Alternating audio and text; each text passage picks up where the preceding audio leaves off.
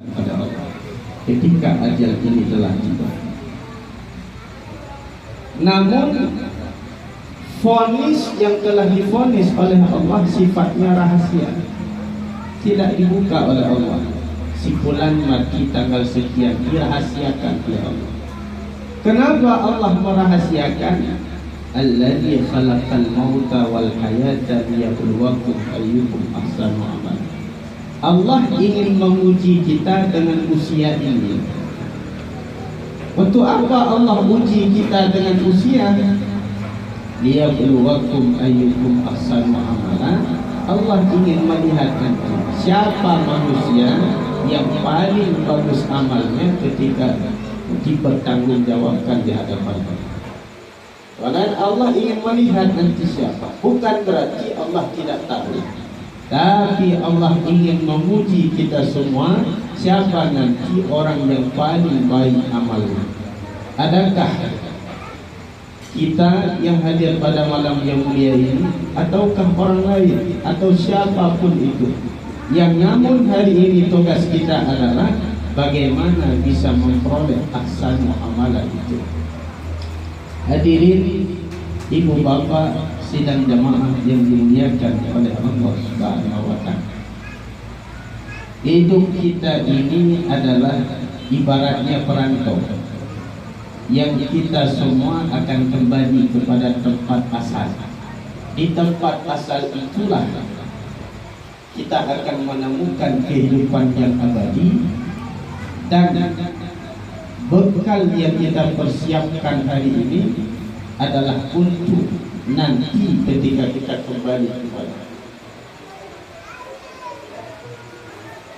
bahwa cita-cita terbesar orang yang beriman adalah ketika menghadapi yang namanya kematian itu, mati dalam keadaan husnul khatimah, baik ketika mati husnul khatimah. Dan penyesalan yang sangat amat menyesal orang yang beriman, orang yang percaya kepada Allah, ketika matinya itu su'ul khatimah, jelek di akhirat. Dan itu cita-cita orang beriman adalah husnul khatimah. Namun ketika malaikat sakaratul maut, malaikat mencabut nyawa manusia, pada saat itu manusia yang dalam bahasa muda, kita manusia yang sedikit amal akan meminta pertanggungan kepada Allah. Yang ini Allah ceritakan di dalam Quran surah Al-Munafiqun ayat ke-10 misalnya. Apa kata Allah? Wa anfiqu mimma razaqnakum min qabli an ya'tiya ahadakumul maut fayaqula rabbi laula lima akhartani ila ajalin qarib fa asaddaqa wa akum minas shalihin. Wa anfiqu mimma razaqnakum, dan berinfaklah hai manusia dari apa yang telah kami rezekikan kepadamu sebelum datang kepadamu yang namanya kematian. Sehingga fayaqula, dia manusia itu berkata, Rabbi lima akhartani, ya Tuhanku, kenapa tidak engkau tangguhkan sebentar saja ila ajalin qarib, ajalku. Kenapa ya Allah tidak engkau tangguhkan sebentar saja kematianku? Untuk apa? Fa'asaddaqa, aku akan bersedekah ya Allah. Banyak hartaku yang telah kusimpan, aku akan bersedekah dengan itu. Wa akum minas shalihin, dan aku akan berusaha ya Allah untuk menjadi orang-orang saleh. Itu penyesalan orang yang ketika menghadapi sakaratul maut. Kenapa penyesalan itu terjadi? Karena dengan sebuah sebab. Sebab pertama karena tidak pernah mengerjakannya, yang kedua sedikit mengerjakannya.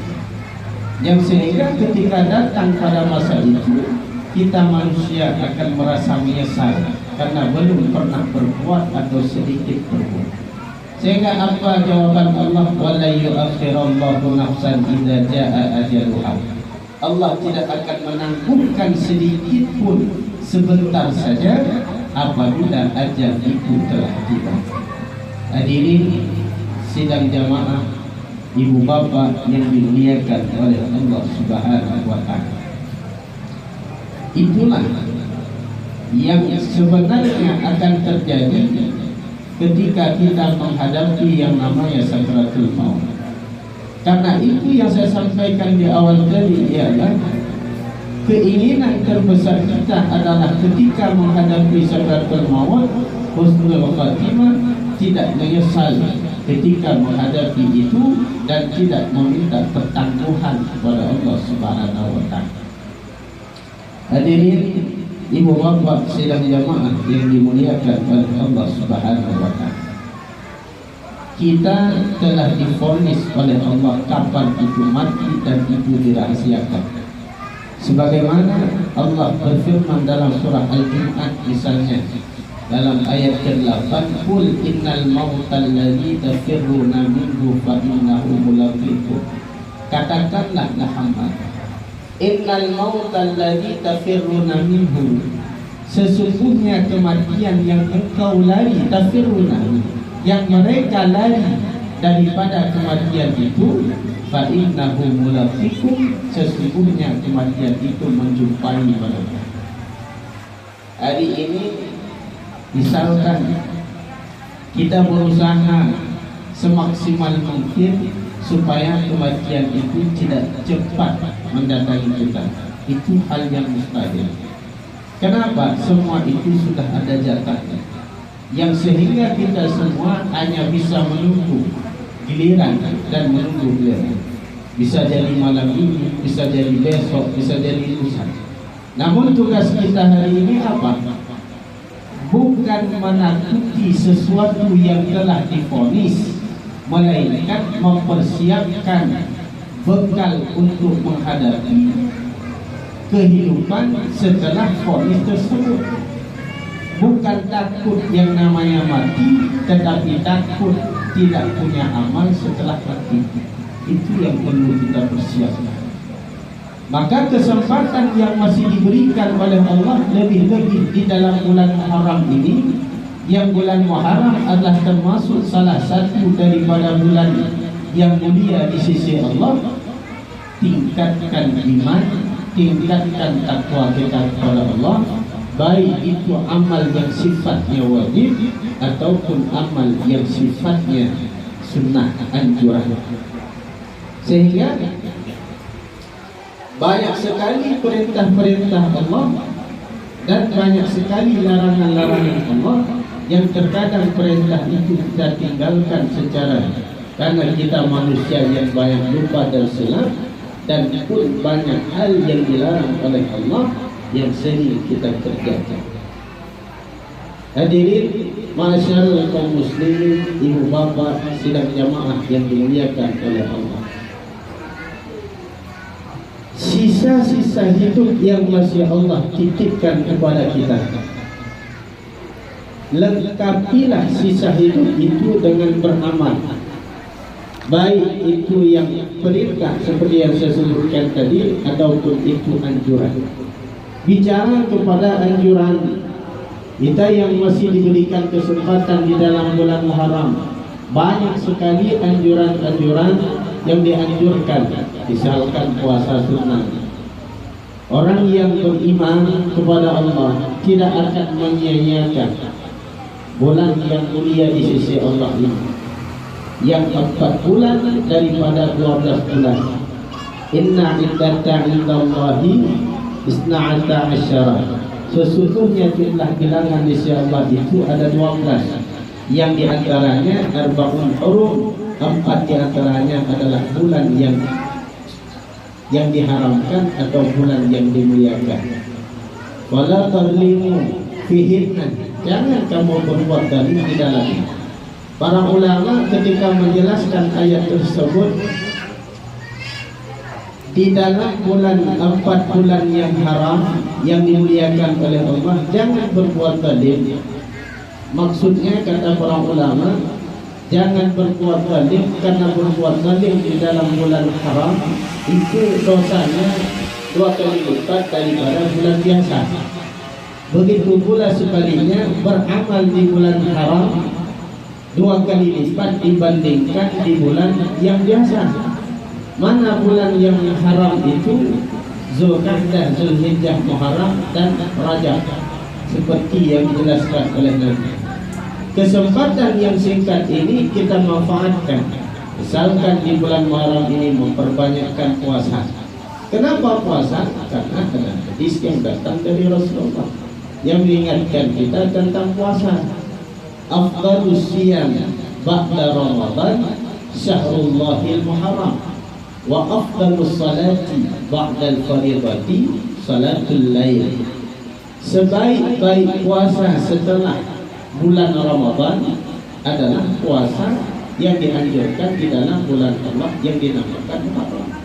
Akhirnya kata Abu Hurairah, saya tidak melihat Rasulullah lebih bersungguh-sungguh daripada bulan lain, dan saya tidak pernah melihat Rasulullah bersungguh-sungguh dalam 1 tahun adalah selain daripada bulan Ramadan.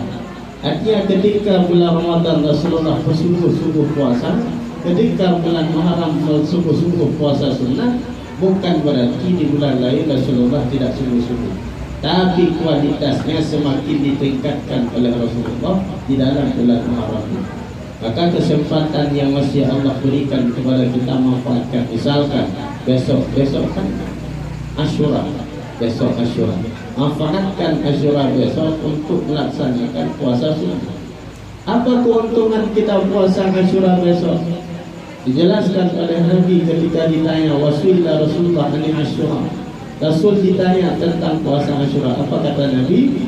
Yukaffir dunuba sanatal madiyah. Puasa Asyura itu dapat menghapus dosa 1 tahun yang lalu.